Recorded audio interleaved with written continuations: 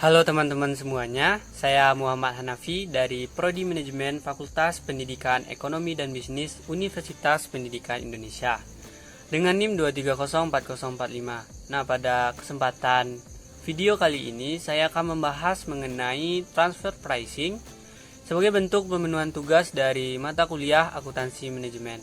Semoga dari apa yang saya sampaikan menjadi penambahan wawasan bagi kita semua.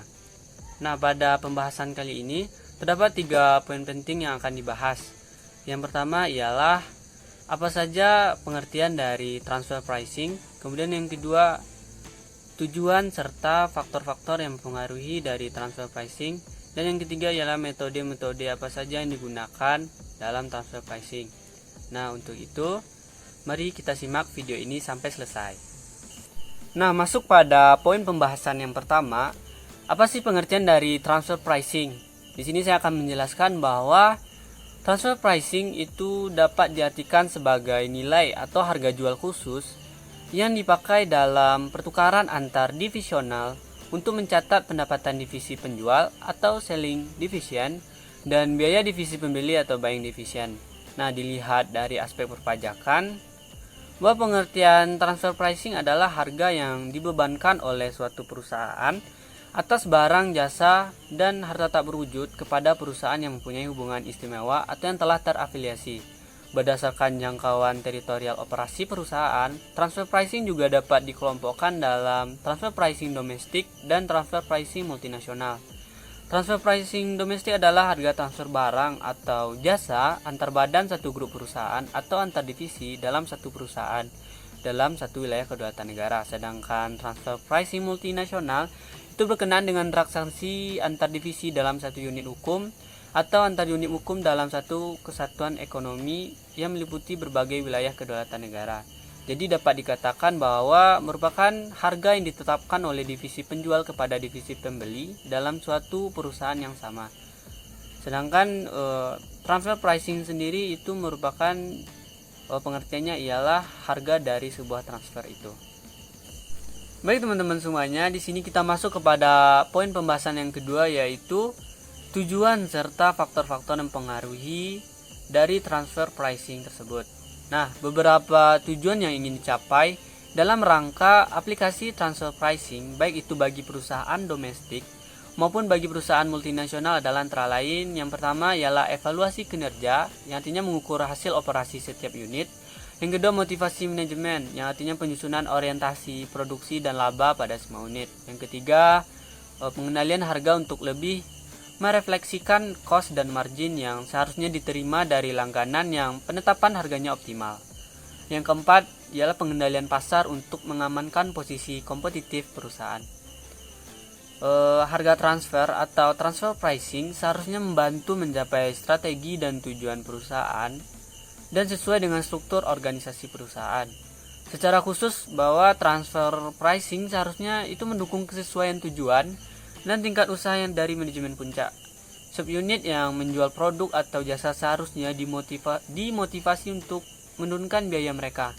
Subunit yang membeli produk atau jasa seharusnya dimotivasi juga untuk memperoleh dan menggunakan input secara efisien.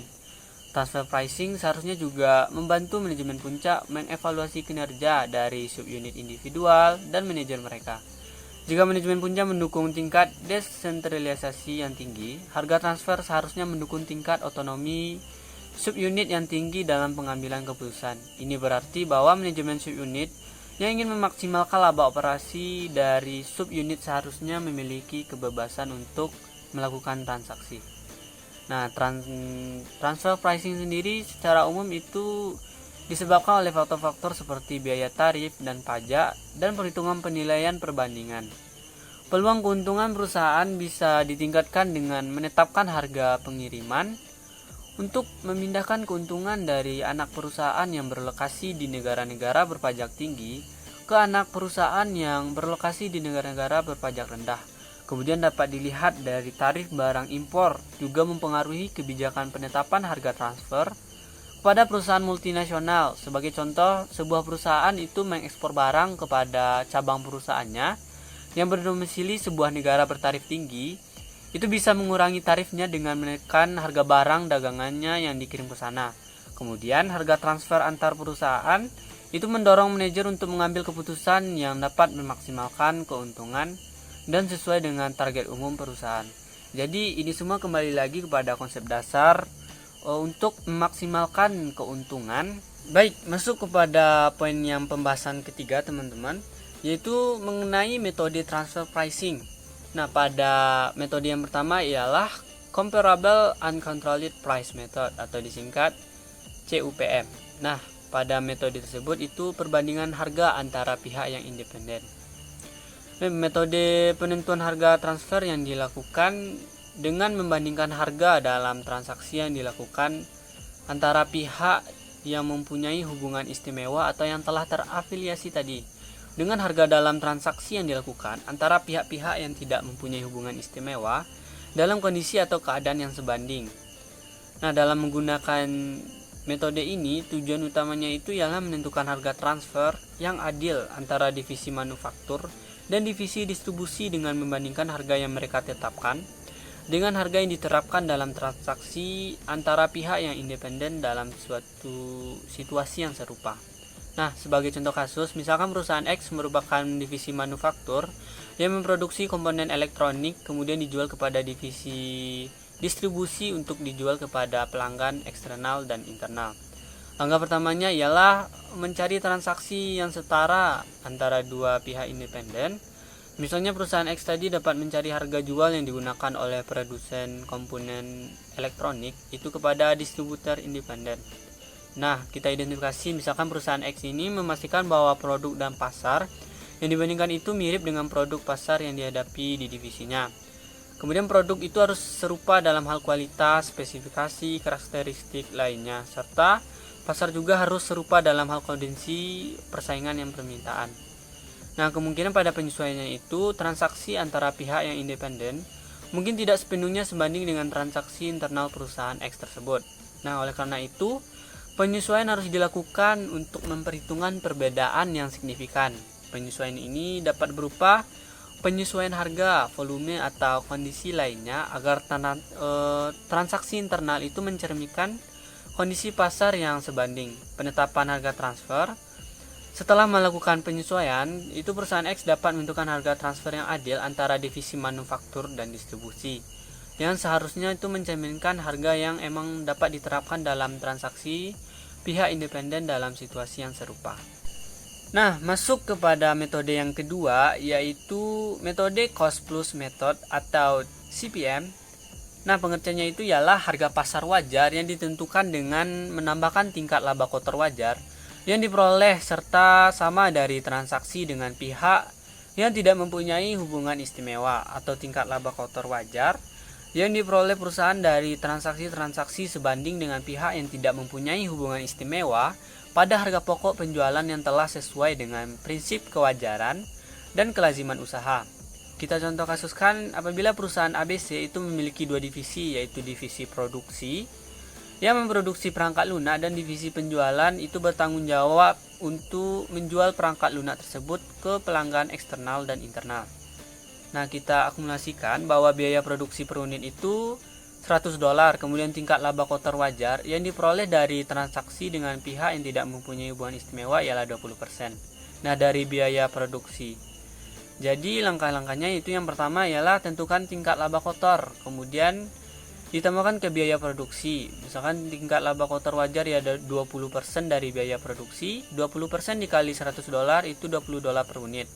Harga transfer per unit ialah biaya produksi per unit ditambah tingkat laba kotor wajar. Jadi $100 ditambah $20 ialah $120 per unit. Jadi harga transfer per unit yang harus ditetapkan oleh perusahaan dari divisi produksi ke divisi penjualan ialah $120 per unit dengan menggunakan metode CPM tadi. Baik, masuk kepada metode yang ketiga, yaitu disebut dengan Resale Price Method atau RPM. Metode harga penjualan kembali atau Resale Price Method dapat diartikan sebagai metode penentuan harga transfer yang dilakukan dengan membandingkan harga dalam transaksi suatu produk yang dilakukan antara pihak-pihak yang mempunyai hubungan istimewa dengan harga jual kembali produk setelah dikurangi laba kotor yang wajar. Nah, itu mencerminkan fungsi aset dan risiko atas penjualan kembali produk tersebut kepada pihak-pihak yang tidak mempunyai hubungan istimewa atau penjualan kembali produk yang dilakukan dalam kondisi wajar. Kita contohkan bahwa perusahaan XYZ itu memiliki dua divisi, yaitu divisi produksi dan divisi distribusi yang memiliki tanggung jawab masing-masing ke pelanggan eksternal dan internal.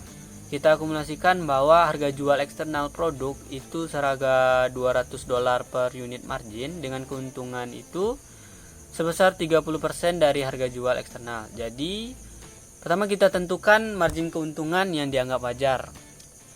Margin keuntungannya ialah 30% dari harga jual eksternal, berarti 30% dikali $200 itu $60 per unit. Sedangkan harga transfer per unit itu $200 tadi dikurangi dengan $60 per unit itu $140. Jadi harga transfer per unit yang harus ditetapkan perusahaan XYZ dengan metode RPM ini ialah $140 per unit. Baik teman-teman, masuk kepada metode yang keempat, yaitu disebut dengan Transactional Net Margin Method atau yang disingkat dengan TNMM. Nah, pada metode ini itu digunakan apabila data pembanding tidak cukup lengkap membandingkan antara laba bersih dengan harga pokok penjualan atau HPP. Nah, penjualan atau aktiva yang dipergunakan untuk menghasilkan laba yang bersih tersebut. Setelah itu laba bersih atas transaksi antara pihak-pihak yang mempunyai hubungan istimewa. Nah, kita contoh kasuskan apabila perusahaan ABC itu memiliki divisi manufaktur yang memproduksi komponen elektronik dan divisi distribusi yang bertanggung jawab atas mendistribusikan komponen tersebut ke pelanggan eksternal dan internal. Nah, pada laba bersih relatif terhadap HPP dari transaksi pihak independen itu 15% dari HPP produk. ABC manufaktur jadi $80 per unit. Jadi langkah-langkah perhitungannya ialah bahwa laba bersih dianggap wajar dan transaksi kepada pihak independen. Jadi 15% dikali $80 yaitu $12 per unit. Jadi harga transfer per unit HPP sama dengan harga HPP produk itu $80 ditambah $12 jadi $92 per unit. Jadi harga transfer yang adil per unit ialah $92 per unit dengan menggunakan Transactional Net Margin Method. Baik teman-teman, masuk kepada metode yang kelima, yaitu metode yang terakhir juga. Ini disebut dengan metode profit split. Nah, pada metode ini itu digunakan apabila data pembanding itu tidak cukup dengan laba yang dari transaksi antara pihak-pihak yang memiliki hubungan istimewa tadi. Dapat diketahui dengan cara melakukan analisis fungsi dari kegiatan usaha yang dilakukannya. Contoh kasusnya ialah perusahaan XYZ yang terdiri dari dua divisi, yaitu divisi produksi dan divisi penjualan yang memiliki tugasnya masing-masing terhadap pelanggan eksternal dan internal tadi. Nah, untuk menentukan jumlah laba bersih yang akan diperoleh oleh masing-masing divisi itu menggunakan metode profit split, kita akan menggunakan informasi yang telah diberikan. Nah, kita akumulasikan bahwa laba bersih sebelum pajak itu ialah $500.000 dan kontribusi divisi produksi ialah 60%. Dan kontribusi divisi penjualan ialah 40%. Jadi langkah-langkahnya ialah yang pertama, laba bersih sebelum pajak itu dikalikan dengan kontribusi divisi produk. $500.000 dikali 60% ialah $300.000. Kemudian laba bersih dari divisi penjualan sama dengan laba bersih sebelum pajak dikali kontribusi divisi penjualan. Jadi $500 dikali 40% ialah $200.000. Jadi jumlah laba bersih yang akan diperoleh dari divisi produksi adalah $300.000, sedangkan jumlah laba bersih yang akan diperoleh oleh divisi penjualan adalah $200.000. Nah, itulah kelima metode yang diterapkan pada transfer pricing. Sebenarnya banyak sekali metode-metode yang digunakan, namun pada hal umumnya atau hal singkatnya itu terdiri dari 5 metode yang di atas. Mungkin segitu yang dapat saya sampaikan. Semoga bermanfaat. Saya tutup. Terima kasih.